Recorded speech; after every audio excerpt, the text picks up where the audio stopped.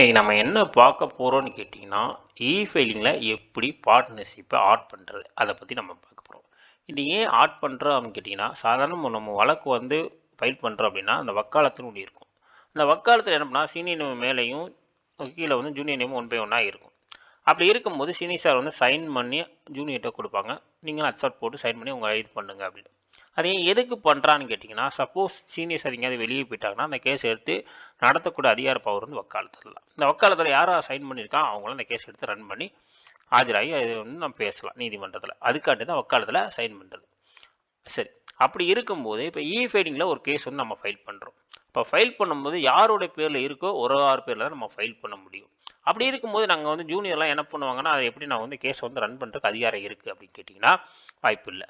அதனால தான் இந்த பார்ட்னர்ஷிப்னு ஒன்று கொண்டு வந்து அந்த பார்ட்னர்ஷிப்பில் வந்து நாங்கள் ஆட் பண்ணிக்கிட்டோம் அப்படின்னா, எத்தனை பேர் பார்ட்னர்ஷிப் இருக்காங்களோ அத்தனை பேரும் அந்த கேஸில் வந்து ஆஜராகி நீதிமன்றத்தை பேசக்கூடிய அதிகாரம் உள்ளவங்க.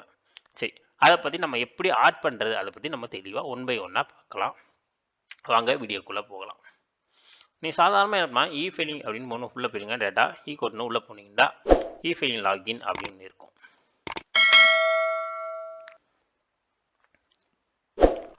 ஸோ அதுக்குள்ளே நீங்கள் உள்ளே போன உடனே டைரெக்டாக என்னைக்குன்னா நம்ம வந்து ஸ்டேட் கொடுப்போம்ல, அந்த மாதிரி தமிழ்நாடுன்னு கொடுத்துருங்க.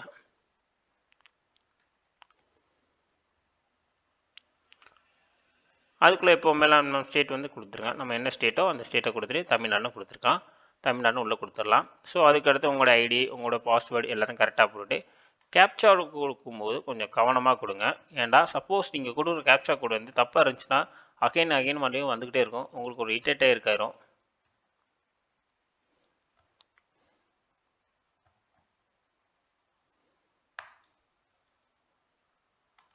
ஸோ லாகின் பண்ணியாச்சு. ஸோ சாரி, அது மிஸ்டேக் ஆயிடுச்சுன்னு நினைக்கிறேன். ஸோ இது மாதிரி அகைன் காட்டும். ஸோ அதனால் நம்ம கொடுக்குற கொஞ்சம் கவனமாக கொடுத்தீங்கன்னா கொஞ்சம் நல்லது.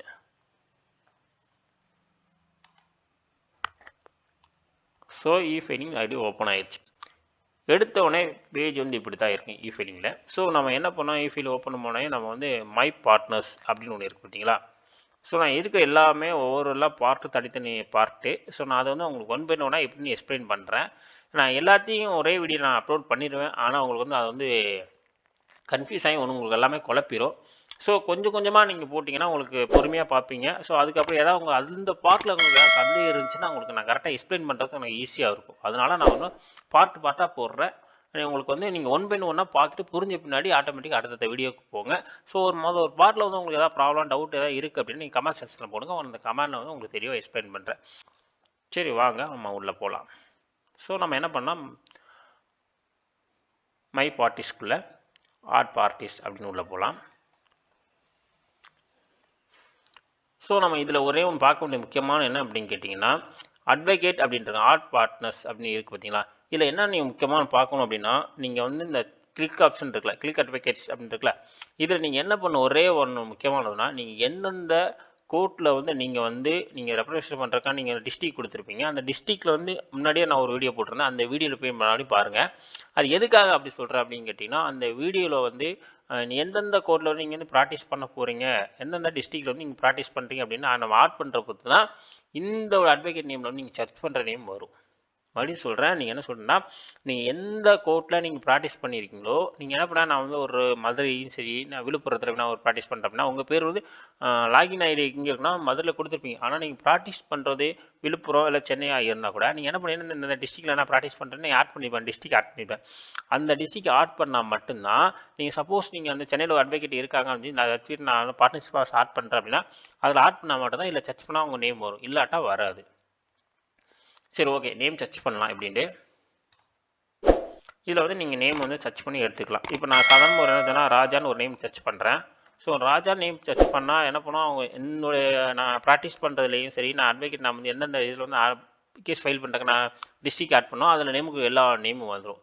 ஸோ அதில் அந்த சாரோட பேர் ப்ளஸ் எம்எஸ்ஐடி நம்பர் கரெக்டாக இருக்கும். அதை நீங்கள் கரெக்டாக தெரிஞ்சிச்சுன்னா ஆட்டோமேட்டிக்காக கிளிக் பண்ணி ஆட் பண்ணிங்கன்னா ஆட்டோமேட்டிக்காக உங்களோட ஃபோன் நம்பர் எல்லா டீட்டெயிலும் ஆட் ஆகிரும். ஸோ இப்போ பாருங்கள், நான் என்ன சொல்கிறேன், ராஜான்னு போட்டேன், ராஜசேகர்னு ஒன்று இருக்குது. ஸோ நான் அதை என்ன பண்ணேன், ராஜசேகர்னு ஒன்று கிளிக் பண்ணேன் அப்படின்னா அது என்ன காட்டுது அப்படின்னா அவங்க எம்எஸ்ஐடி, அவங்களோட மெயில் ஐடி, அவங்களுடைய ஃபோன் நம்பர் காட்டுது. நான் சப்மிட் கொடுத்துட்டேன் அப்படின்னா ஆட்டோமேட்டிக்காக அவங்களுக்கு ஒரு ரிக்வெஸ்ட் போகும். இது கூட என்னச்சுன்னா அவங்களுக்கு நான் வந்து ஆட் கொடுக்குறக்காண்டி நான் வந்து உங்களோட நான் பார்ட்னராக சேர்க்குறேன் அப்படின்னு சொல்லிட்டு நான் ஒரு சப்மிட் கொடுக்குறேன். அப்போ சப்மிட் கொடுத்த உடனே அவங்களுக்கு என்ன பண்ணால் அலர்ட் வந்து அவங்களுடைய இஃபைல் ஐடியில் போய் இஃபைல் ஐடியில் என்ன பண்ணணும் அவங்களுக்கு போய் டைரெக்டாக வந்து நோட்டிஃபிகேஷன் காட்டும்.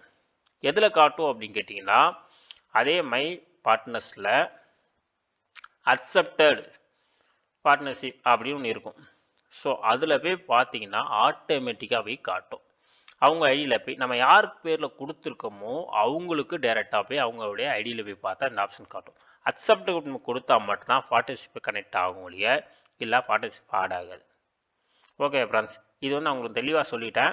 உங்களுக்கு ஏதாவது புரியல அப்படின்னா நீங்கள் வந்து தாராளமாக நீங்கள் வந்து கமெண்ட் பண்ணுங்கள். நான் உங்களுக்கு தெளிவாக ஒன் பை நான் சொல்லித்தரேன். இந்த வீடியோ பிடிச்சிருந்துச்சுன்னா உங்கள் ஃப்ரெண்ட்ஸ் எல்லாத்துக்கும் ஷேர் பண்ணுங்கள். வீடியோ பிடிச்சிருந்துச்சுன்னா நீங்கள் வந்து லைக் பண்ணுங்கள், இல்லை டிஸ்லைக் பண்ணுங்கள். உங்கள் ஃப்ரெண்ட்ஸ்க்கு எல்லாருக்கும் ஷேர் பண்ணுங்கள். சேனலுக்கு எல்லோரும் சப்போர்ட் பண்ணுங்கள். ஓகே ஃப்ரெண்ட்ஸ், பார்க்கலாம். பாய்.